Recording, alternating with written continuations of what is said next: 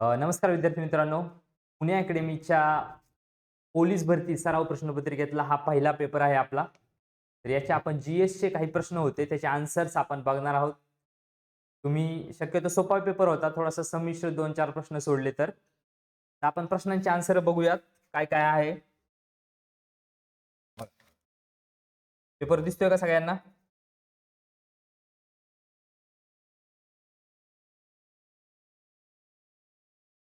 Yes. पहिला प्रश्न होता तुमचा जागतिक लिंगभेद निर्देशांक आपण असं म्हणतो की ग्लोबल जेंडर गॅप.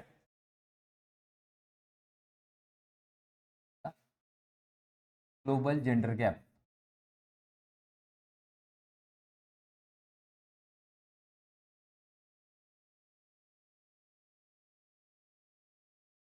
तर याच्यामध्ये काय-काय येतं? याच्यामध्ये आरोग्य येतं, शिक्षण येतं किंवा स्त्रियांचा पॉलिटिकल गोष्टींमध्ये किती सहभाग आहे किंवा त्यांचं आर्थिक सहभाग किती आहे, या संबंधीमध्ये तो येतो. तर त्याच्यामध्ये 131 बघा, 148 देशामध्ये 131वा क्रमांक आपला लागलेला आहे भारताचा आणि 64% स्कोर केलेला आहे आपण. तर हा ग्लोबल जेंडर गॅप कोण जाहीर करतं? तर वर्ल्ड इकॉनॉमिकल फोरम. मी नाव ऐकलं असेल बघा. World economical forum. येस. तर ही काय आहे? त्याला दावोस परिषद या नावाने सुद्धा ओळखलं जातं. बघा आपले मुख्यमंत्री पाठीमागं नाही का आपले मंत्री आणि मुख्यमंत्री त्या दावोस या ठिकाणी जातात. त्या ठिकाणी काही व्यापाराविषयी किंवा मोठे-मोठे करार होतात. तर तुम्हाला आठवत असेल वर्ल्ड इकॉनॉमिकल फोरम उद्योगपती त्याला जागतिक आर्थिक मंच असं म्हटलंय. एवढं फक्त लक्षात ठेवा, की ग्लोबल जेंडर गॅप कोण करतं तर वर्ल्ड इकॉनॉमिकल फोरम. ठीक आहे. पुढे बघूया आपण दुसरा प्रश्न बघा.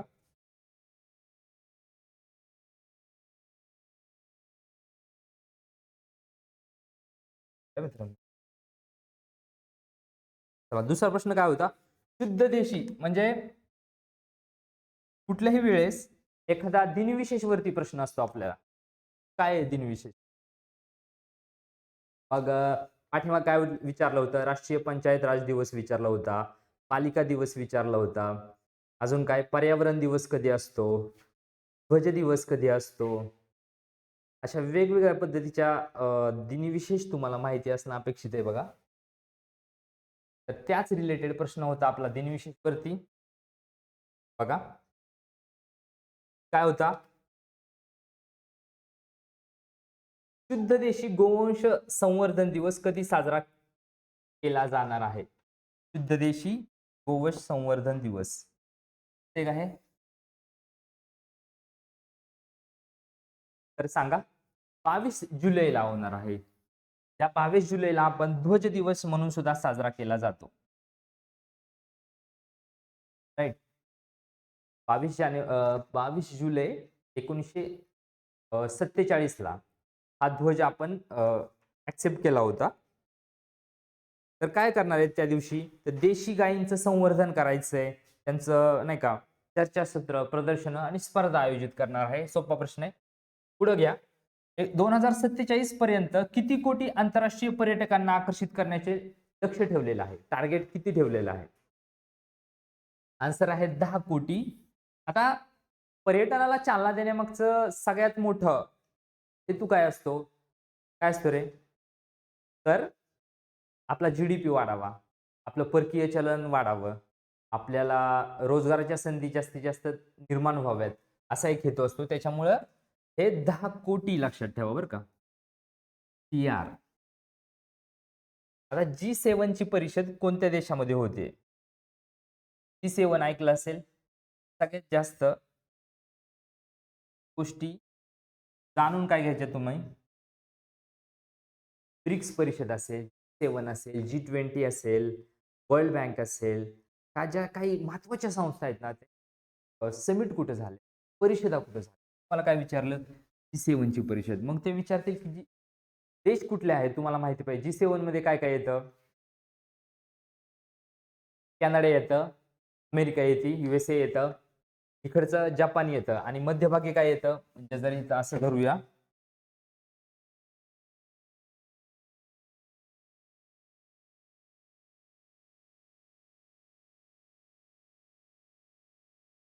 काय आलं, Canada, USA, Japan, Germany, Italy, France आणि UK, युनायटेड किंगडम. हे किती देश आले, 7 देश आले बघा. तर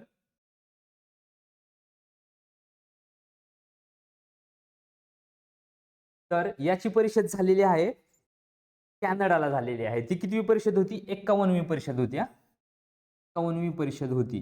याच्या आधीची खूप गाजली 50वी ती होती इटलीला, आणि आता 51वी कधी होणार आहे, म्हणजे 52वी कधी होईल, 22वी, तर 52वी फ्रान्सला होतीये 2026 साली. 2026 ला फ्रान्सला होतीये ती, लक्षात घ्या. ठीक आहे. 5वा प्रश्न बघूया, शक्तीपीठ महामार्ग कोणत्या राज्यात होणार आहे. खूप सोपा प्रश्न आहे आता हा. या अनुषंगाने तुम्हाला काय काय माहितीये, समृद्धी महामार्ग माहितीये, शक्तीपीठ महामार्ग माहितीये, अटल सेतू. आपण पाठीमागचे काही आपले लेक्चर्स आहेत त्याच्यामध्ये प्रामुख्याने हे प्रश्न घेतलेले आहेत की 3.5 शक्तीपीठ म्हणतो. तुम्हाला माहिती आहे का 3.5 शक्तीपीठ कुठली कोणकोणती आहेत, सांगते कोण, रेणुका देवी, माहूर, नांदेड, महालक्ष्मी, आणि महालक्ष्मी कोल्हापुरात, तुळजाभवानी हा धाराशिवला आहे 3.5, आणि अर्ध शक्तीपीठ मानलं जात होतं ते आहे सप्तशृंगी नाशिकला. तर हे 3 शक्तीपीठ आहेत. 2 ज्योतिर्लिंग आहेत जिथून हे जातं, हिंगोलीचं कुठलं, औंढा नागनाथ, आणि परळी वैजनाथ, राईट, हे 2. तर याचा आता शक्तीपीठ महामार्गाची लांबी किती आहे मला सांगा. लांबी आहे त्याची 802 किलोमीटर, आणि समृद्धी महामार्गाची 701 किलोमीटर, हे लक्षात ठेवा. अटल सेतू 21.8 किलोमीटर. तर ह्या गोष्टी ना खूप छोट्या छोट्या आहेत. मग कुठून कुठपर्यंत झालेला आहे, तर नागपूर ते गोवा यांना जोडायचंय, का पवनार, वर्धा, इकडे पत्रादेवी, गोवा. किती जिल्ह्यातून जातो, तर 12 जिल्ह्यातून जातो. पुढचा प्रश्न घेऊया आपण. 6वा प्रश्न, खालीलपैकी कोण दक्षिणेतील विजयनगरचा सम्राट होता. कोण होता, विजयनगरची स्थापना कुणी केली होती, तर हरिहर आणि बुक्क यांनी केली होती. हे एक आर्किटेक्चरसाठी किंवा कल्चरसाठी खूप रिच असं मानलं जातं, समृद्ध असं शहर होतं विजयनगर. तर कृष्णदेवराय हा एक राजा होता, त्याचा आन्सर आहे. ठीक आहे. आणि त्याची राजधानी हम्पी होती बघा, लक्षात घ्या. विजयनगरची राजधानी काय होती, हम्पी. हरिहर आणि बुक्क हे एक लक्षात ठेवा. पुढे जाऊया. पाठीच्या कण्यात किती हाडे असतात, हाडे विचारलेली जातात. आपल्या कवटीमध्ये किती असतात, 8 असतात. चेहऱ्यामध्ये 14 असतात. 14 आणि 8 किती झाले, 22 झाले. म्हणजे पूर्ण चेहऱ्यामध्ये किती, 22 झाले. छातीमध्ये वन साइडला 12 12 आणि मधलं एक, 12 आणि 12 24 25 असतात. आणि पाठीच्या कण्यामध्ये 33 हाडं असतात बघा. हे सगळं करणं अपेक्षित आहे. आता कर्नाळा, मला सांगा रे, कर्नाळा पक्षी अभयारण्य सोपं होतं, मला वाटतं सगळ्यांना जमलंय हे. कर्नाळा, नरनाळा, अर्नाळा. तर कर्नाळा कुठं आहे, रायगडमध्ये. अर्नाळा कुठं आहे, अर्नाळा पालघरमध्ये. आणि नरनाळा कुठं आहे, अकोल्यामध्ये बघा, हे लक्षात घ्या. चला पुढचा प्रश्न, घटना समितीचे प्रत्यक्ष कामकाज एकूण किती दिवस चालले. इथे थोडस कन्फ्युजन होण्यासारखं आहे की ऍक्च्युअल जी मसुदा समिती होती तिने किती दिवस काम केलं, ड्राफ्टिंग किती दिवस झालं. तर याचा आन्सर आहे 165 बघा. 9 नंबरचा आन्सर आहे 165. तर सुरुवात कधी झाली होती त्याची, पहिलं अधिवेशन कधी झालं, टोटल 11 अधिवेशन झाले. पहिलं कधी झालं, 9 डिसेंबर 1946. शेवटचं कधी झालं, शेवटचा दिवस 24 जानेवारी 1949 ला. आणि 26 जानेवारी 1949 ला आपण ते, सॉरी 26 नोव्हेंबरला 1949 ला आपण ते स्वीकृत केलं होतं, राईट. तर 141 दिवस ड्राफ्टिंग झालं मसुदा समितीचं आणि 114 दिवस त्याचं डिबेट चाललं. सोपं आहे ते. 165 दिवस प्रत्यक्ष कामकाज विसरू नका. पुढे जाऊया. सौभाग्य योजना एखादी गव्हर्नमेंटची स्कीम विचारली जाते. काय होतं? हर घर बिजली म्हणजे विजेसंबंधी ते हे होतं, त्या रिलेटेड होतं. कधीचं आहे ते? तर 2017चं आहे बघा ते. 2017चं आहे. काय आहे? तर सहज बिजली हर घर योजना याच्याशी संबंधित आहे. ते फ्री म्हणजे जे बिलो पॉवर्टी लाईन आहेत, त्यांच्याकडे रेशन कार्ड आहे, त्यांच्यासाठी ते फ्रीमध्ये होतं आणि जे अबव्ह पॉवर्टी लाईन आहेत त्यांच्यासाठी ते ₹500 ही स्कीम होती. काय होतं? तर लाईट बिल कनेक्शन होतं. त्याचं आपलं इलेक्ट्रिसिटी कनेक्शन होतं ते. यक्षगान हे नृत्य कोणत्या राज्याचे लोकनृत्य आहे? आता बघा, शास्त्रीय नृत्य कोणकोणते आहेत? माहित आहेत का? 8 शास्त्रीय नृत्य. त्याच्यामध्ये काय आहे? भरतनाट्यम, कथ्थक, कथकली, कुचिपुडी, मोहिनीअट्टम, मणिपुरी, ओडिसी, सत्रिया, बिहू कुठलं आहे? तर ह्या सगळ्या गोष्टी आपल्याला बघायच्या. तर यक्षगान आहे कर्नाटक. ठीक आहे. आपण याच्यासाठी दुसरं एक लेक्चर घेऊया, ज्याच्यामध्ये पूर्ण शास्त्रीय नृत्य समजावून सांगतो तुम्हाला मी व्यवस्थित. आता फक्त आपण थोडक्यात आन्सर्स बघूया आपले. द्विस्तरीय पंचायत राज. तर पंचायत राजची व्यवस्था द्विस्तरीय. 3 स्तर कुठले कुठले? एक तर ग्रामपंचायत, पंचायत समिती आणि जिल्हा परिषद. त्याच्यामध्ये द्विस्तरीय पंचायत राजची स्थापना केली समितीने केली होती ते अशोक मेहता 1977 आणि बलवंतराय यांनी त्रिस्तरीय केली होती. ती कधी केली होती? 1959 ला. काय काय म्हणून केलं होतं? तर लोकशाहीच्या विकेंद्रीकरणासाठी. आणि यांनी काय केलं होतं? अशोक मेहतांनी द्विस्तरीय मध्ये काय केलं होतं? तर झेडपीला ठेवलं होतं, पण एक पंचायत मंडळ म्हणजे गावांचा समूह असा एक द्विस्तरीय पंचायत राज हा एक कन्सेप्ट त्यांचा होता. एल सिंघवी यांनी काय केलं की पंचायत राजला घटनात्मक दर्जा भेटावा म्हणजे 73वी घटना दुरुस्ती पायाभरणी एल सिंघवी यांनी केली आणि के राव यांचं 1985 सालचं आहे ते. 85 सालची ती समिती काय सांगते तुम्हाला? तर लोकशाहीचं विकेंद्रीकरण करण्यासाठी त्यांचं काम आहे. ते आपल्याला काय बघायचंय? पंचायत राज संबंधी जेवढ्या काही समित्या झालेल्या आहेत त्यांचं डिटेल आपल्याला माहिती हवंय. पुढे जाऊया. टॅमीफ्लू हे औषध कोणता आजार बरा करण्यासाठी आहे? Swine flu. जसं की डॉट्सची उपचार पद्धती विचारली होती मला. अजून मलेरिया कशापासून होतो? हे पण विचारलं होतं. अॅनाफिलिस डासाची मादी म्हणजे काय? रोगकारक व कशामुळे तो रोग होतो? असेही एक प्रश्न विचारला जाऊ शकतो. चला आपण पुढचा प्रश्न बघू. किती बरोबर आले चेक करत राहा.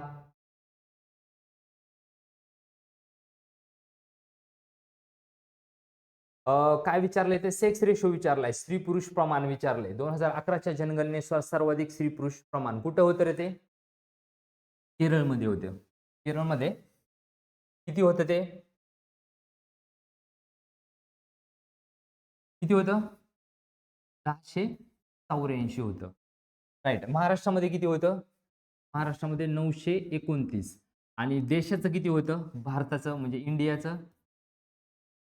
943 आहे बघा. लक्षात घ्या. आणि सगळ्यात कमी लिंग गुणोत्तर मला वाटतं 879च होतं हे हरियाणामध्ये.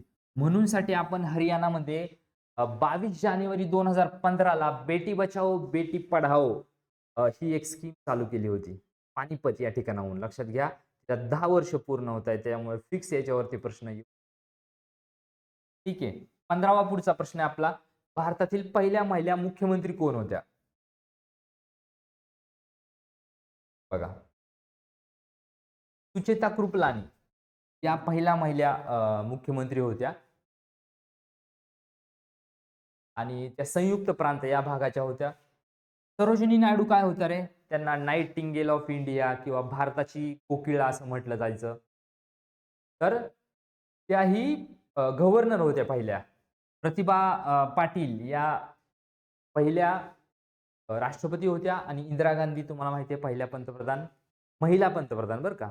पहिला महिला राष्ट्रपती, पहिल्या महिला मुख्यमंत्री, पहिल्या महिला गव्हर्नर.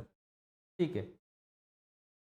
चला. बाजीप्रभूंनी लढवलेल्या घोडखिंडीस कुठल्या नावाने ओळखलं जातं? सगळ्यांना माहिती आहे की अतुलनीय शौर्यासाठी ती एक खिंड प्रसिद्ध आहे. ज्यावेळेस सिद्दी मसूदनं तो वेढा टाकला आदिवासी आपल्या आदिलशहाच्या सैन्यांनी, त्यावेळेस पन्हाळ्याला वेढा टाकला. तिथून शिवाजी महाराजांना निघायचं होतं. तर सगळ्यांना तो थरारक पावनखिंड नावाचा चित्रपट तुम्ही पाहिला असेल. तो पन्हाळ्याकडून विशाळगडाकडे जाण्यासाठी तो एक प्रसंग आहे. महाराज जेव्हा विशाळगडावर गेले त्यावेळेस अ, तोफा किंवा त्यांना ती सूचना भेटते, की महाराज पोहोचलेले आहेत. तोपर्यंतची काही जिद्दीनं, निकरांनी लढा दिला बाजीप्रभू देशपांडे यांनी. तो एक अतुलनीय शौर्य आणि त्या गोडखिंडी शेवटी नाही का पावनखिंड नाव दिलंय. गोडखिंड, पावनखिंड झाली. सोपं आहे सगळ्यांना येतंय. पुढे जातो. 1867 पर्यंत भारताचे आर्थिक वर्ष काय होतं? तर त्यापर्यंत आपलं काय होतं 1 मे ते 30 एप्रिल होतं आणि मग आपण नाही का आता काय झालंय मार्च एंड म्हणतो. 1 एप्रिल ते 31 मार्च हे आताचं झालं, पण आधी हे होतं. कारण ब्रिटिशांनी काही त्यांच्या सोयीसाठी जी काही व्यवस्था केली त्यामध्ये चेंजेस केलेले आहेत. नवीन संसद भवन यामध्ये लोकसभेची आसन क्षमता किती आहे?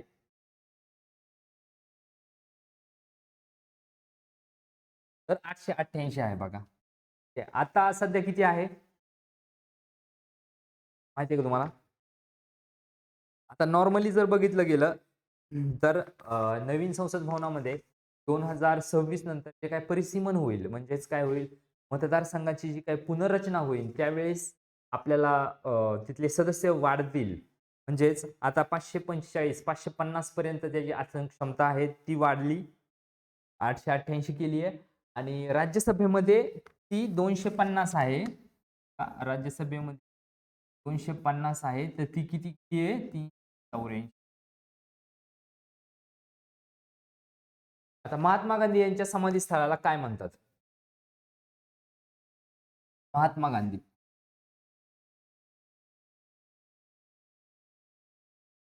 राजघाट मधलाच इंदिरा गांधींना काय म्हटलं जातं समाधीस्थळ? इंदिरा गांधी यांचं शक्तीस्थळ.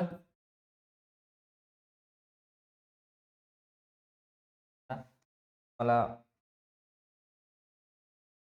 चला विजय घाट कुणाला म्हटलं जातं? तर विजय घाट लाल बहादूर शास्त्री यांच्या समाधीला म्हटलं जातं.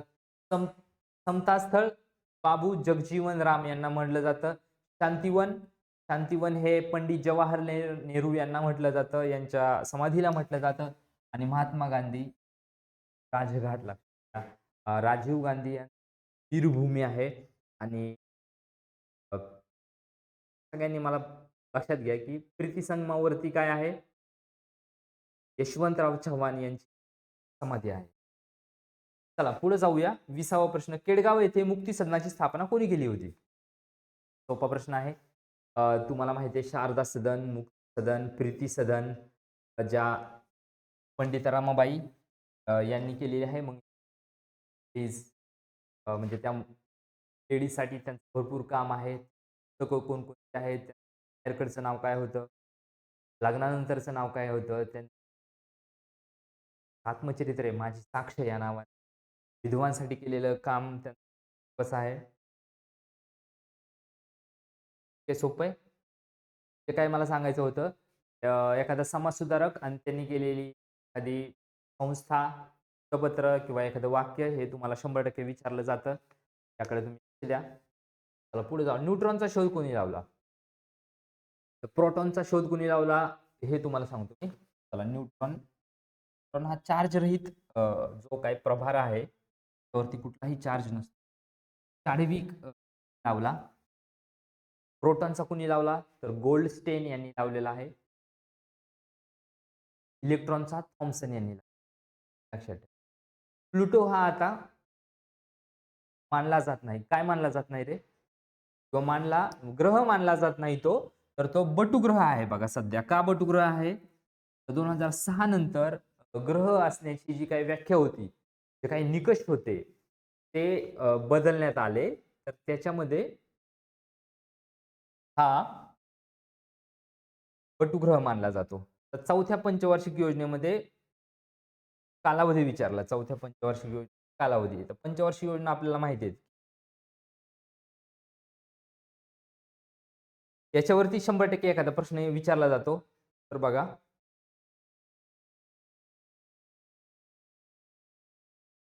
पहिली पंचवार्षिक योजना कधी होती? 1951 ते 56 होती. तिचा भर कशावरती होता? कृषीवरती होता. म्हणजे आपल्याला काय करायचंय? वेगवेगळ्या पंचवार्षिक योजना, त्यांचा भर कशावरती होता? नॉर्मली मला तर असं वाटतंय, की तुम्हाला फक्त काय विचारलंय, की योजना आणि तिचा कालावधी. मग पहिली किती होती? 51 ते 56. दुसरी किती होती? 56 ते 61. तिसरी 61 ते 66. पण नंतर काय? भारत-चीन युद्ध, भारत-पाकिस्तान युद्ध आणि दुष्काळामुळे आपण ती थांबवली. 1966 ते 69च्या दरम्यान. आणि चौथी आपली आन्सर आहे 69 ते 74. ही आपली चौथी वार्षिक योजना होती.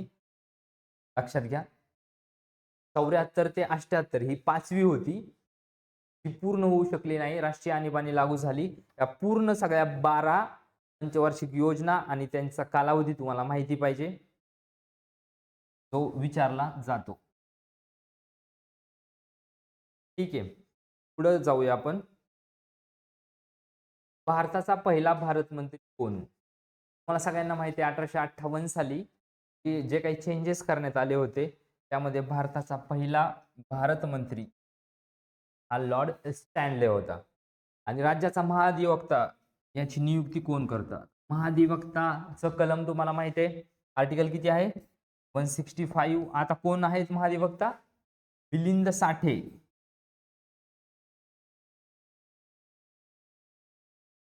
आणि त्याची नियुक्ती कोण करतं? तर राज्यपाल त्याची नियुक्ती करतो. हे तर लक्षात घ्या. महान्यायवादी राष्ट्रपती करतात आणि अधिवक्ता हे राज्यपाल करतात. हे झाले आपले पहिल्या टेस्टचे 25 प्रश्न. त्यामध्ये जर तुम्हाला काही अडचण असेल तर अवश्य कमेंट बॉक्समध्ये सांगा. मी तुम्हाला आन्सर देतो. आपण थोडक्यामध्ये हे घेतलेलं आहे, परंतु आपण ब्रॉड म्हणजे प्रत्येक गोष्टी, समजा पंचवार्षिक योजनेचा जर स्लॉट असेल तर आपण पंचवार्षिक योजना घेऊया. जे काही समृद्धी महामार्ग आहेत किंवा शक्तिपीठ आहे, किंवा अटल सेतू आहे, कोकण रेल्वे पण आहे. तर मला काय म्हणायचं आहे, आपण वेगवेगळे टप्पे घेणार आहोत. मी असं कन्सिडर करतोय. मला खूप चांगला पेपर गेलेला आहे. त्या काही शंका असतील त्या तुम्ही बॉक्समध्ये कळवत राहा. चालेल, ठीक. अशाच पद्धतीचे पेपर असतील आपले. यानंतरचं मराठीचं आणि गणित गणित बुद्धिमत्तेचं सुद्धा असं विश्लेषण होईल. तर तुम्ही ते पहा.